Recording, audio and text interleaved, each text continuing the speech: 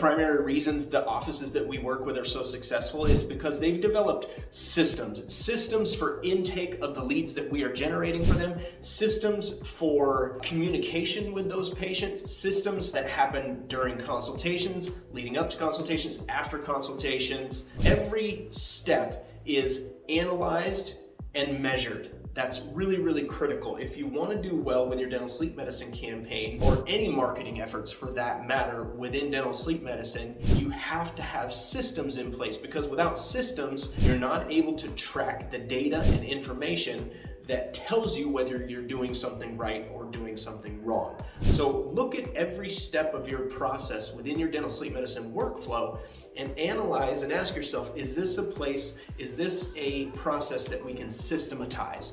And then begin the process of formulating a plan with you and your team on how you can create boundaries, protocols, indicators in each step of those processes so that you can measure the success in each step of the way toward a patient's journey toward treatment.